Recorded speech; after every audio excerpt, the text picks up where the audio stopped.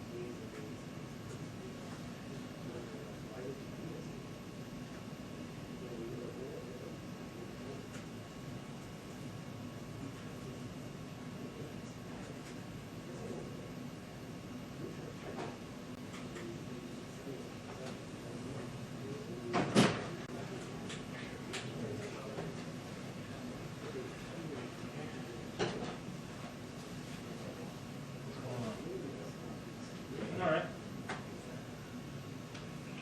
2-minute warning on the press briefing. 2-minute warning on the press briefing.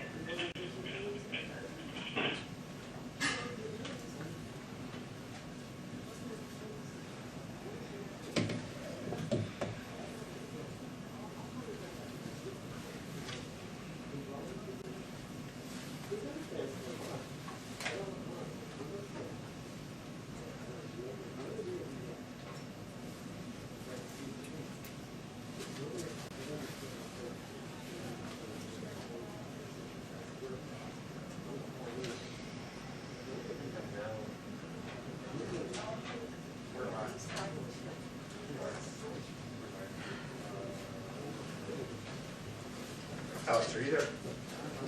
I was there yesterday. Think it was a mess up yesterday? You sure? I've been following, because like Okay. 3 days ago I was in the middle. So I was there yesterday. I'm where? I'm over there.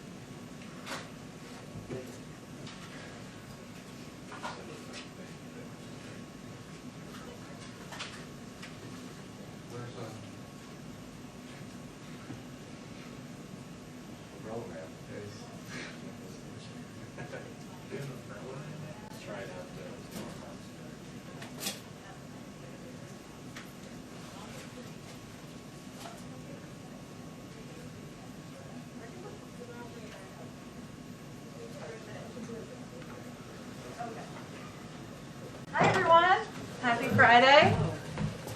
We have another very exciting guest today, our new Secretary of the Interior, Deb Haaland, who made history when she became the first Native American to serve as a cabinet secretary. She is a member of the Pueblo of Laguna and a 35th generation New Mexican.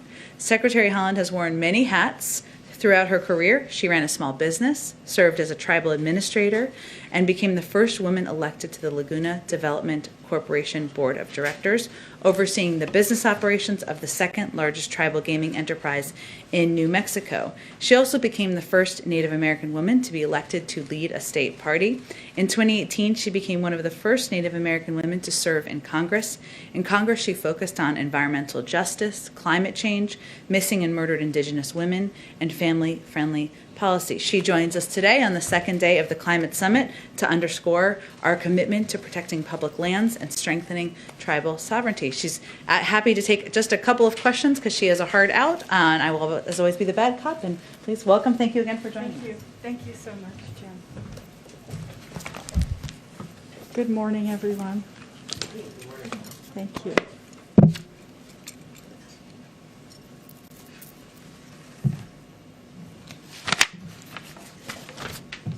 Thank you so much, and thank you, Jen, for inviting me to be here today. I want to start off by wishing everyone a happy National Park Week. I hope you found a chance to get out and experience your public lands this week. The White House is actually a national park, so technically we're all celebrating a bit right now. I had always wanted to be a national park ranger, and while I didn't quite land that job yet, I'm pretty excited that tomorrow night I get the chance to swear in some junior rangers. All of your kids are welcome to join during the U.S. Army Field Band's virtual concert tomorrow night. I think you can find the link on our website.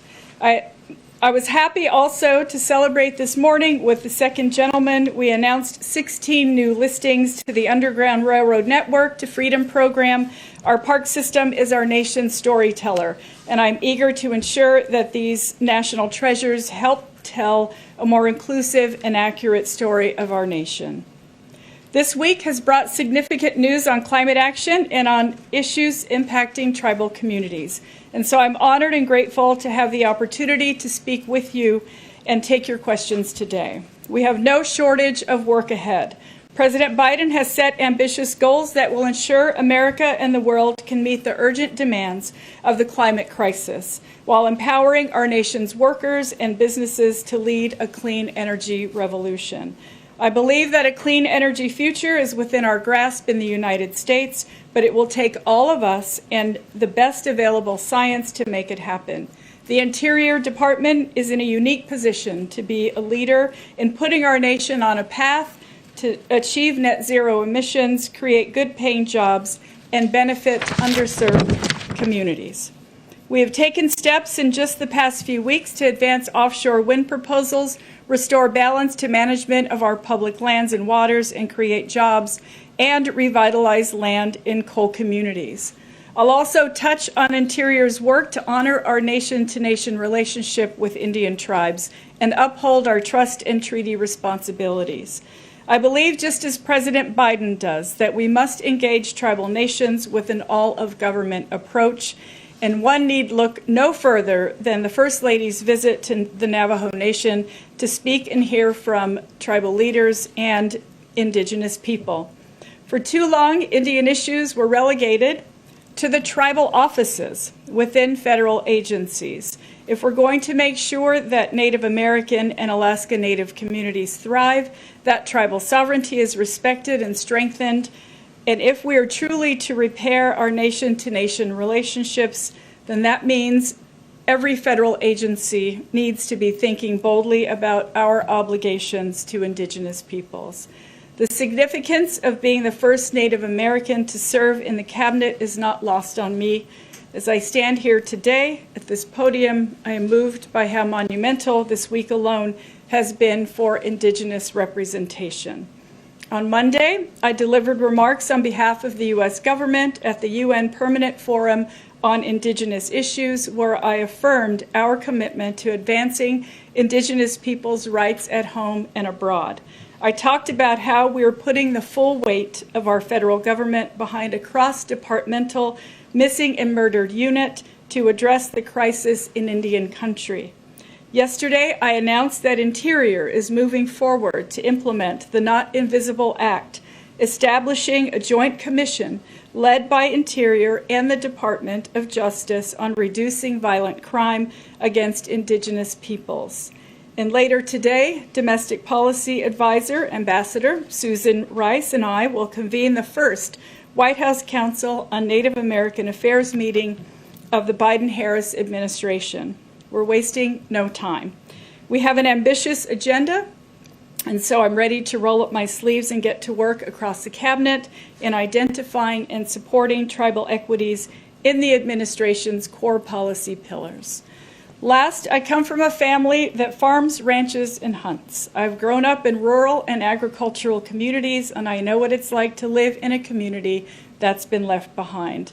These experiences underscore why I believe so deeply in the work that we do at the Interior Department, and why I know that we can and will make a difference in the everyday lives of families across this country. And with that, I'm happy to try and answer your questions. Nancy, go ahead. Thank you, Secretary Holland. Can you give us an update on the moratorium on fracking on federal lands, new contracts? Thank you so much. So the pause on new leases is still in effect until we finish a review that is due to the President. That means that the existing leases are still in effect. We are still issuing permits on those lands, and when we finish the review, it's an important review. We're talking to many people. We've had a gas and oil forum. We've talked to many folks across the country. When that review is done, then us and the President will decide next steps. And can you give us a little more details on how that review works, what exactly you're doing, and when you think it'll be concluded? So I can't say exactly when it will be concluded, but as I mentioned, we've had a gas and oil forum already. That was virtual. The department folks are talking to governors, to legislators, to folks on the ground. We're talking to it's mostly like getting everyone's input. We want to make sure that every voice has a seat at the table, and it's really that, as well as using the science. And that's how we'll do the review, and it'll go to the President. Go ahead. We've heard from Republicans in Utah talk about their preference for legislation to expand the size of barriers instead of executive action. Do you think there's room for bipartisan work there, or are we probably looking at executive action from this administration? Well, I met with those legislators when I was in Utah, the governor, the lieutenant governor, my former colleagues from the House. Legislators legislate, and I think they should move ahead with legislation if that's what they want to do. We will get the report done for the President and send it to the White House, and it will really be the President's decision. The Antiquities Act is a presidential, it's all him. He can decide.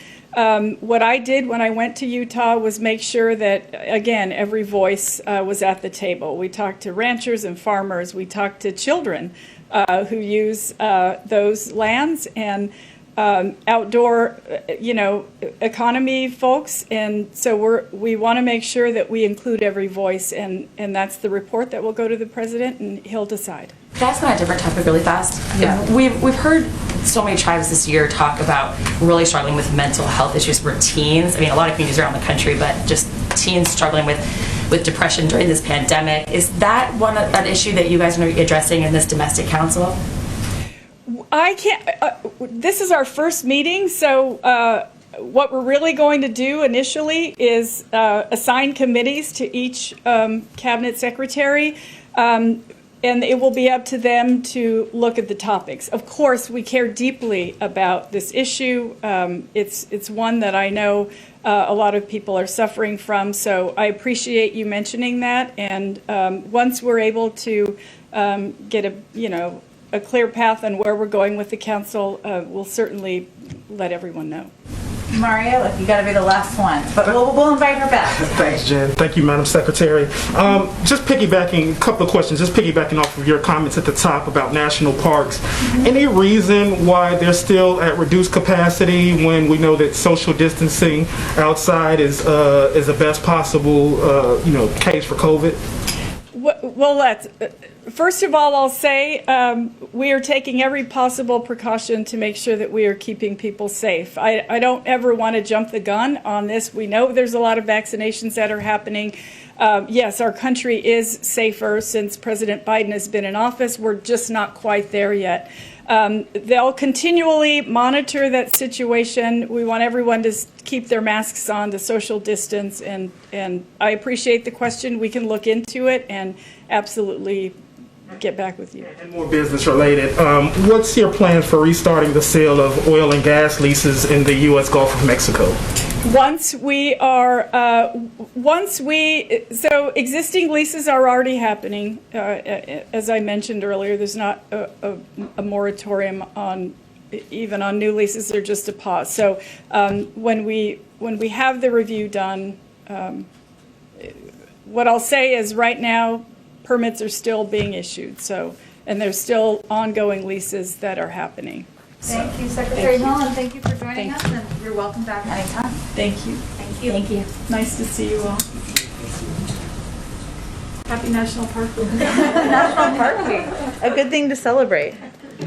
Okay, a couple of other items for all of you at the top. As you know, President Biden just concluded a historic climate summit with 50 world leaders to show that America is back at the table. On the first day, he upped the ante, announcing that the United States will target reducing emissions by 50 to 52% by 2030 compared to 2005 levels. He underscored America's commitment to leading a clean energy revolution and creating good-paying union jobs. We also want to lead the way here in the federal government toward achieving and act in a way that demonstrates our leadership on these issues. So some examples of our commitments, which some of you may have seen, but include the GSA is committing to power its approximately 186 million square foot federally owned real estate portfolio with 100% renewable electricity by sources by 2025. The Department of Transportation is taking a comprehensive approach to addressing the climate crisis and expanding ways for all modes of transportation to transition to zero emissions. Examples include funding for lower emission buses and expanding access to electric vehicle charging stations. The Department of Defense is announcing a plan to complete climate exposure assessments on all major U.S. installations within 12 months and all major installations outside the continental United States within 24 months using the Defense Climate Assessment Tool. And the EPA will fund $1 million in grants and cooperative agreements through to work with underserved and vulnerable communities, including indigenous communities, to prepare them for climate-related impacts. So it's an across-government approach. Also, I wanted to highlight that today the Department of Education announced plans to distribute $800 million in funding from the American Rescue Plan for states to support students experiencing homelessness. The department also took a series of steps this week to help states and districts access the $122 billion in American Rescue Plan elementary and secondary school emergency relief funds to support the safe reopening of K through 12 schools and address equity gaps exacerbated by the pandemic. Also this week, USDA issued a broad range of, the U.S. Department of Agriculture, I should say, issued a broad range of flexibilities that will allow schools and child care institutions to serve healthy meals for free to all kids in the upcoming 2021 through 2022 through school year. Roughly 30 million kids participate in school meals programs, and we know that for lots of kids, school meals are the healthiest meals they consume all day.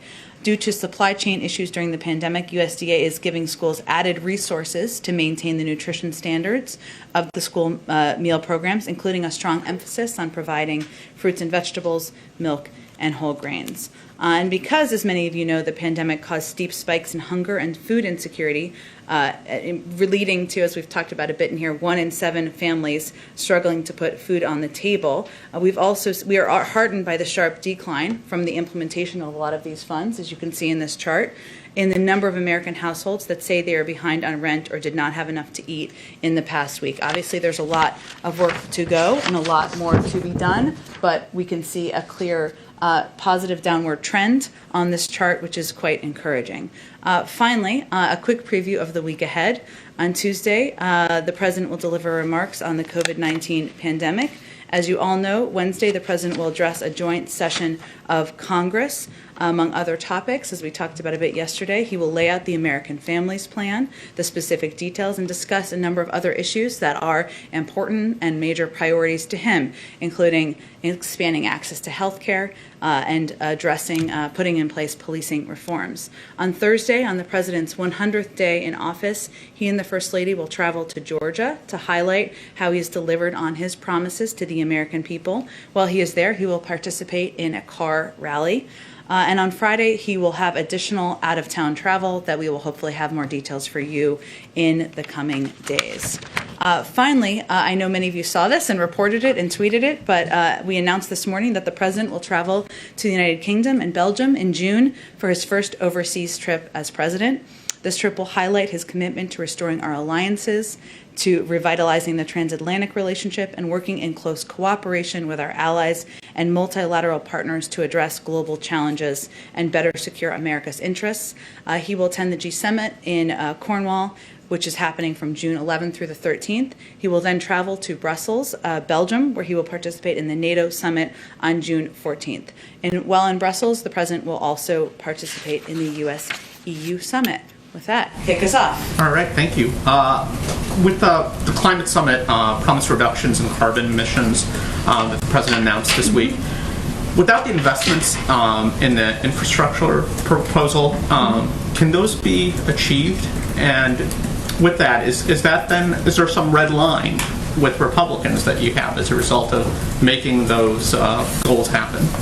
Well, first, yes, absolutely. It can be achieved because we have several paths toward achieving that objective and that goal. Some include legislation, the American Jobs Plan, but there are additional legislative options. There's executive options that are also on the table, and of course, working with the private sector and states and localities to continuing to take additional steps forward. But I'll also say that we have every intention of getting the American Jobs Plan passed and signed into law.